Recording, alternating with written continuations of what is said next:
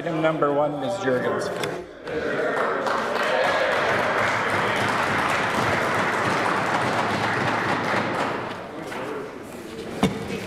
Thank you, Mr. Deputy Speaker.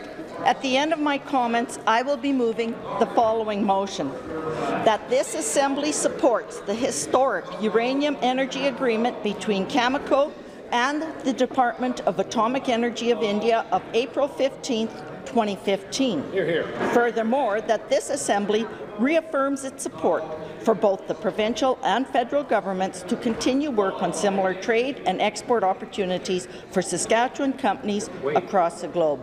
Mr. Deputy Speaker, this is absolutely great news for our Saskatchewan and especially for our north. Mr. Deputy Speaker, our north is a very beautiful part of the province. It's like none other on earth. It is full of diversity, full of people and rich resources. Mr. Deputy Speaker, I remember very well the very first time that I had met our north. The stark, pristine beauty of that north is like none other on earth. Mr. Deputy Speaker, it was abundantly clear that the power of Mother Nature was all around me.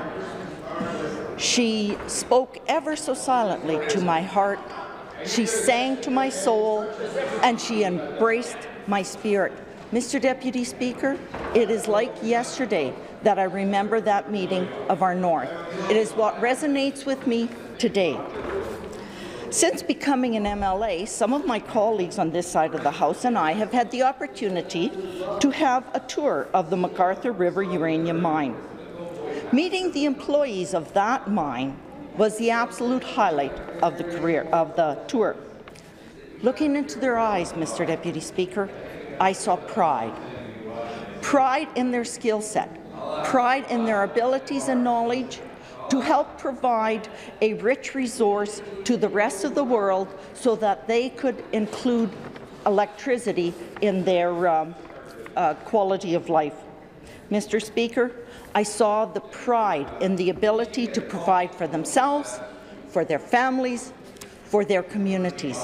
Mr. Deputy Speaker, I also saw a company that cares. They care about employees. The living quarters and recreational activities that were available were better than adequate. And Mr. Deputy Speaker, we took a tour of the cafeteria. Now, when you're providing food to hundreds of employees, well, there are strings and strings of buffet tables and dessert tables, and well, the food is just second to none. But I think I'm digressing a little bit. We'll get back to the topic. The company also shared how they work diligently to ensure reclamation plans and efforts are in place. This ensures a peaceful coexistence with Mother Nature. Mr. Deputy Speaker, uranium is a big deal for Saskatchewan, especially for our north.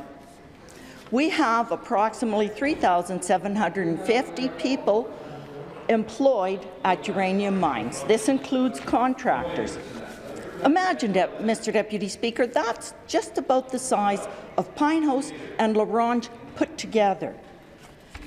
The number of employees that are residents of the North is 47%.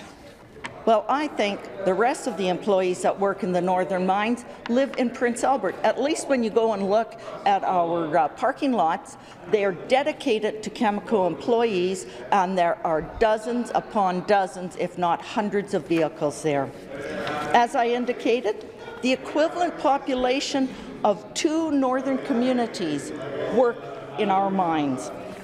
40% are of Aboriginal ancestry. That is a clear indicator of how our First Nations and Métis peoples are participants in our strong economy. Mr. Deputy Speaker, did you know that Canada has a very long history in nuclear? According to the Canadian Nuclear Factbook produced by the Canadian Nuclear Association based on data available as of November 2014, George C. Lawrence designed one of the world's first nuclear reactors at the National Research Council in Ottawa in 1941. This same factbook goes on to point out that there are 434 operable nuclear reactors worldwide, which provide about 11.94% of global electricity. Around the world, there are 72 reactors under construction, and 92 of them are in the planning, and there are another 92 in planning stages. Right here in Canada, we have 19 reactors. They produce just a little over 16% of Canada's electricity.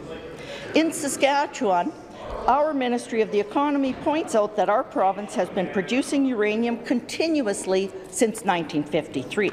We are the only province in Canada that has uranium, and we account for 15.6% of the primary production in 2013. Mr. Deputy Speaker, that is only second to the top producer around the world. We are behind Kazakhstan in production of uranium. Our government is interested in attracting value-added activities in the nuclear cycle.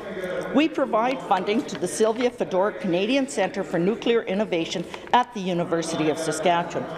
As we know, Sylvia Fedoruk was an amazing woman, a brilliant scientist, and she called Saskatchewan home. Through her efforts in developing effective cancer treatments, Mr. Deputy Speaker, she also saved many lives. Because of her tenacity, determination, skills and knowledge in turning uranium into treatment and sometimes cure for cancer, we see many lives that are saved. Those lives are manifest in our parents, in our brothers and sisters, in our daughters and our sons, in our friends and our relatives, people who enrich our lives and continue to make Saskatchewan strong. Mr. Neil Alexander is the Executive Director of the Sylvia Fedoruk Centre for Nuclear Innovation. In an article in On Campus News dated April 24, 2015, we gain an understanding of Mr. Alexander's background. Before he moved to Saskatoon, Alexander worked as part of a group working on solar, wind, and other renewables, including using garbage as fuel, both to generate energy and as a method of recycling. The article goes on to say, as part of that experience, I realized we could do the best we could with efficiency, and we could do the best we could with renewables, but there was still going to be a pretty large gap, he said. The only way I could see filling it is with nuclear. That's a quote from Mr. Alexander. Mr. Alexander, in the same article, goes on to point out that we have many applications, from sterilization of medical equipment to scanners that look through wells to jet engine turbine fans. Nuclear technology helps to keep Saskatchewan people safe, buildings standing, and planes in the air. Mr. Speaker, it is no secret that our government has a plan. We call it a Plan for Growth, Vision 2020 and beyond. And within that plan, we have 6 growth activities that government can foster to undertake to encourage economic growth and address the challenges of that growth. 2 of those activities are what I'll be discussing in the next few minutes. One is educating, training, and developing a skilled workforce. The other is supporting increased trade, investment, and exports through international engagement. Having said that, Mr. Deputy Speaker, I want to point out that it takes more than just wishing. It takes more than words on paper. It takes more than talk. It takes some real action. So let's discuss what is happening in terms of the growth activity for educating, training, and developing a skilled workforce. In the most recent balanced budget that our Finance Minister, the MLA from Kenora Pelly, delivered in March of this year, we see that Northlands College is dedicated to recruit Northern and Aboriginal residents and provide them with the specialized skill training needed to fill higher-paying jobs in Saskatchewan's hard rock mining industries. So through the International Mineral Innovation Institute, MII, it is providing $1.86 million to create the Mine Training Centre and expand mining programming. We provide IMII, the International Mineral Innovation Institute, with $1 million annually through Innovation Saskatchewan. In partnership, the federal government provides another $2.5 million. Central Services donated a building to be used for mine training. Mr. Deputy Speaker, that is a way that our government is increasing the activities to help our education, training and developing of this workforce. We have $32.5 million for the Student Aid Fund. We have another $9 million for the Saskatchewan Advantage Scholarship, $6.5 million for the Saskatchewan Advantage Grant for Education Savings, and I could go on and on. We've increased operation funding by 2% to technical institutes and federated colleges. I was talking about the Northlands College. Mr. Deputy Speaker, it is the largest college, regional college in Saskatchewan and located in our north. We contribute $6.5 million from our balanced budget to help this college. They have a dedicated mining school. They offer 3 mining programs: radiation environmental monitoring, mine engineering technician, and underground mining. Mr. Deputy Speaker, that is one way that we are helping to achieve our plan for growth.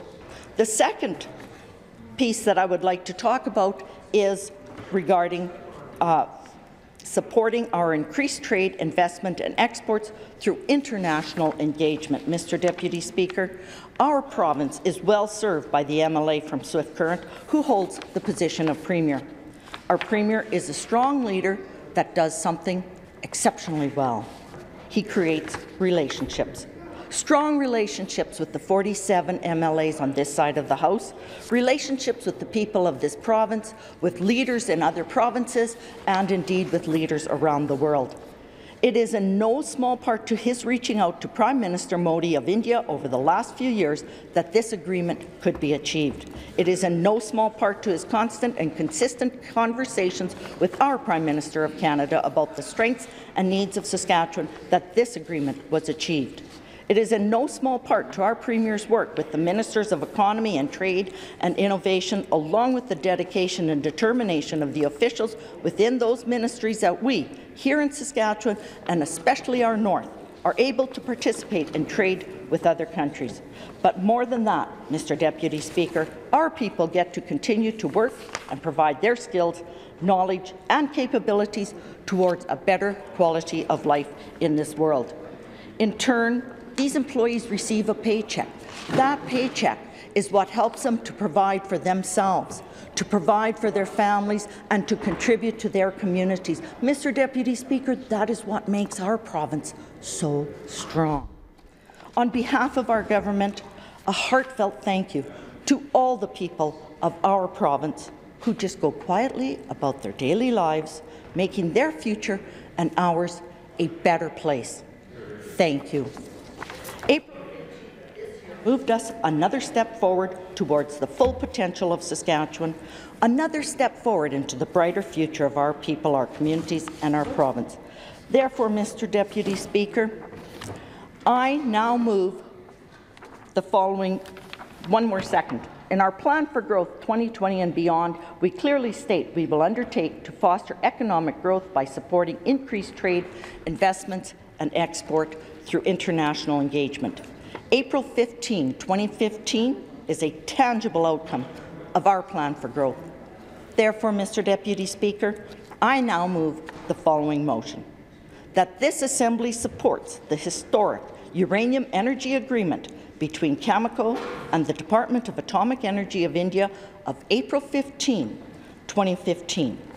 Furthermore, that this Assembly reaffirms its support for both the provincial and federal governments to continue work on similar trade and export opportunities for Saskatchewan companies across the globe. I so move. Hear, hear.